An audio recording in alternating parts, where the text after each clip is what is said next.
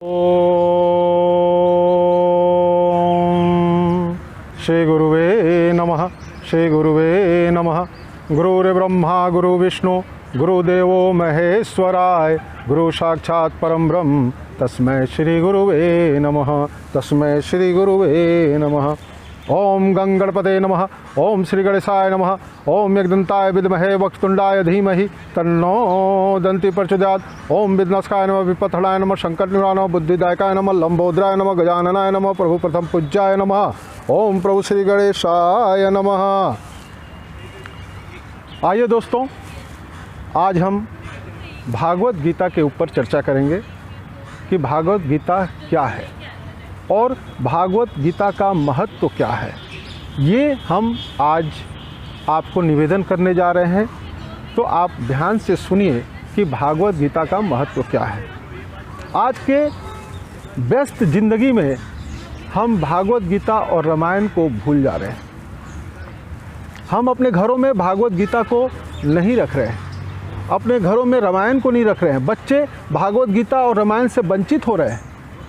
तो मैं यही मेरा निवेदन है कि बच्चों को भागवत गीता और रामायण अपने घरों में रखें और उसे अवगत कराएं। तो भागवत गीता में का महत्व मैं इसलिए बताता हूं कि अगर आप अपने घर में भागवत गीता सिर्फ रखेंगे, उसी में आपका कल्याण है।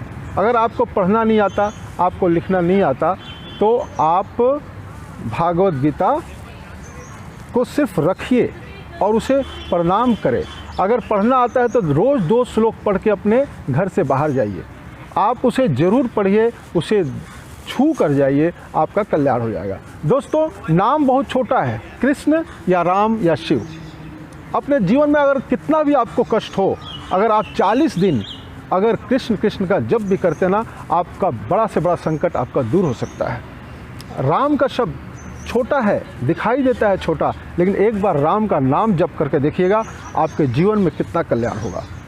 आपका बड़े बड़ा दुख अगर आपके जीवन में आता है तो आप कृष्ण का नाम जपिए, आपका ज़रूर वो काम पूरा होगा। मैं दावे के साथ कहता हूँ। सुंदरकांड का आप सुंदरकांड अगर पढ़ते हैं जीवन में, रोज़ सुंदरकांड का 2 श्लोक 4 श्लोक भी पढ़ लेते हैं तो आपके जीवन में कल्याण हो सकता है। इसलिए इस ग्रंथों का इतना महत्व है, हम भूलते जा रहे हैं। तो दोस्तों, आइए एक समय की बात कहता हूँ भागवत गीता का कैसे, अगर आपको पढ़ना नहीं आता है तो क्या करें। एक बार की बात है, जमुना तट पर एक बहुत बड़ा ज्ञानी रोज़ नहाने जाते थे, रोज़ स्नान करने जाते थे। वो वक्ता थे, बहुत अच्छा वक्ता थे। वो जाते थे नहाने, और एक दिन उन्होंने देखा कि उसी जमुना तट पर एक मछुआरा बैठा हुआ था। वो मछुआरा रोज़ गीता को खोलता है और उसे देखता है, उसे छूता है और रोता है। लेकिन वो ज्ञानी ये सोचते हैं कि मैं तो इतना बड़ा ज्ञानी हूँ, मैं रोज़ नहाने जाता हूँ, भागवत गीता का अध्ययन करता हूँ। लेकिन ये मछुआरा क्या करता है कि जाता है, सिर्फ किताब को खोलता है, उसे छूता है, उसे माथे से लगाता है और रोता है। ऐसा क्यों? ये अंदर अंदर उनका ये हो रहा है कि ये मूर्ख है, और ये क्यों ऐसे गीता को खोलता है और उसे बंद करता है। तो वो क्या करते हैं कि उनके मन में आता है कि चलो इनसे पूछते हैं। वो मछुआरा के पास आते हैं और आके कहते हैं कि भाई, आपको तो पढ़ना लिखना आता नहीं है, फिर आप ये भागवत गीता को क्यों खोल रहे हो, बंद कर रहे हो और उसे छू रहे हो, प्रणाम कर रहे हो, रो रहे हो, क्या बात है? अगर पूछना है तो मुझसे कुछ पूछ लो, क्या ऐसे पढ़ना है, क्या पढ़ना, मैं बता दूंगा। तो मछुआरे ने क्या कहा, बहुत नर्म निवेदन किया और हाथ जोड़ते हुए कहा, महाराज, मुझे पढ़ना तो नहीं आता, लेकिन मैं महसूस करना जानता हूँ। मुझे महसूस करता हूँ कि इसी जमुना तट पर हमारे प्रभु ने नृत्य किया था, यही लीला किया था, यही रोज आते थे, और इसी जमुना तट पर मैं बैठा हूँ और महसूस कर रहा हूँ कि मैं भी आज यहाँ बैठा हूँ। उनके शब्दों को मैं पढ़ नहीं सकता, लेकिन उसे मैं छू रहा हूँ, मैं छूता हूँ। ये मैं अनुभव करता हूँ और भावना में लाता हूँ कि मैं कम से कम उनके शब्दों को तो छू रहा हूँ, और रो रहा हूँ इसलिए कि हे प्रभु, आपने तो जो कहा मैं उसे छू रहा हूँ, मैं पढ़ नहीं सक रहा क्योंकि मैं अर्जुन नहीं बन सका। दोस्तों, कहता है अर्जुन नहीं बन सका।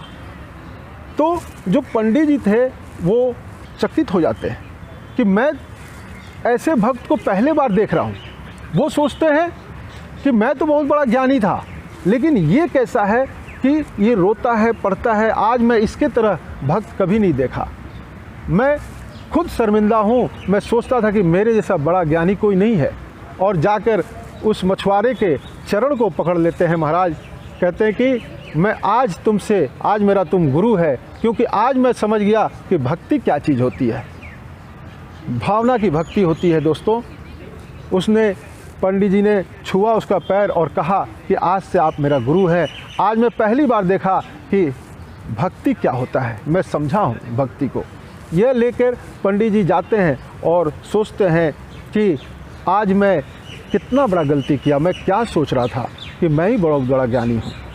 तो दोस्तों, बात यहाँ समझने की यह है कि भक्ति भावना की होती है। अगर आप भावना से, श्रद्धा से, प्रेम से अगर आप भक्ति करते हैं तो उसका फल ज़रूर मिलेगा। आप भावना से ये सोचो कि भागवत गीता जब हम घर में रखे हैं तो ये सोचो कि भागवत गीता मेरे प्रभु हैं। उस गीता को रोज़ प्रणाम करो, उसे छुओ, उसे माथे से लगाओ। अगर नहीं पढ़ना है, नहीं आता है, तो भावना में रखो कि हमारे घर में प्रभु हैं। ऐसा सोचकर उन्हें प्रणाम करो। दूसरी बात कि अगर पढ़ना आता है तो एक श्लोक जरूर पढ़ के अपने घर से निकलो। आपका जीवन में बहुत दुविधा, बहुत कलह, बहुत रोग, याद रखना दोस्तों, जिसके घर में भागवत गीता रहता है उसका आकस्मिक मौत कभी नहीं होता। ये मेरा दावे के साथ कहना है। दोस्तों, एक बार की बात है, मैं सत्संग में गया था। जब सत्संग में गया था तो 200-400 आदमी बैठे रहते हैं। उसमें कुछ लोग होते हैं, कुछ लोग कहते हैं कि भाई भगवान कैसे मैं मान लूँ कि भगवान ने लिखा है, ये गीता में ये सब भगवान ने लिखा है, किसने लिखा है, मैं कैसे मान लूँ। तो मैं भी सोचा कि इन बच्चों को कैसे समझाएं। कुछ बच्चे खड़े होकर बोलने लगते, भगवान क्या है, हम नहीं जानते हैं, ये भागवत गीता किसने लिखा, मैं कैसे विश्वास करूं। तो दोस्तों, विश्वास यहाँ दुनिया में जो दिखाई देता है उसमें लोग विश्वास करते हैं, लेकिन यहाँ उल्टा है। जब आप विश्वास करोगे तब भगवान आपको दिखाई देंगे। ये बातें आपको सोचना पड़ेगा। मैं उसी बच्चे से पूछा कि तुम क्रिकेट खेलते हो? बच्चे ने कहा हाँ मैं क्रिकेट खेलता हूँ। तो मैंने उसे बोला कि जब तुम क्रिकेट खेलते हो तो क्या तुम जाके एम्पायर से ये पूछते हो कि ये जो विकेट जो है वो विकेट किसने बनाया? क्या ये जो विकेट बना है ये किसने बनाया? क्या आप पूछते हो? क्या नहीं पूछते हो। ये ग्राउंड किसने बनाया? पूछते हो क्या? ये पैरामीटर किसने तय किया? आप पूछते हो क्या? नहीं पूछते हो। लेकिन ये जरूर पूछते हो कि भागवत गीता किसने लिखा है। आप खेलने चले जाते हो। अगर ये एम्पायर से पूछोगे कि जब तक आप ये डंडी किसने बनाया, ये विकेट किसने बनाया, आप नहीं बताओगे तो मैं नहीं खेलूँगा, क्या ऐसा आप कहोगे तो एम्पायर आपको क्या बोलेगा?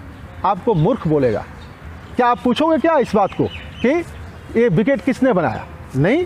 इसीलिए पूछो मत, क्योंकि आपको ये जानना पड़ेगा, विश्वास करना पड़ेगा किसी ने बनाया था इसलिए मैं आज खेल रहा हूँ, किसी ने लिखा था इसलिए आज मैं भागवत गीता को मान रहा हूँ। कुछ न कुछ उसमें रहस्य है जो हमारे पूर्वजों ने इसका लाभ उठाया और हमें उसे दिया है, तो उसके हमें भी लाभ उठाना चाहिए।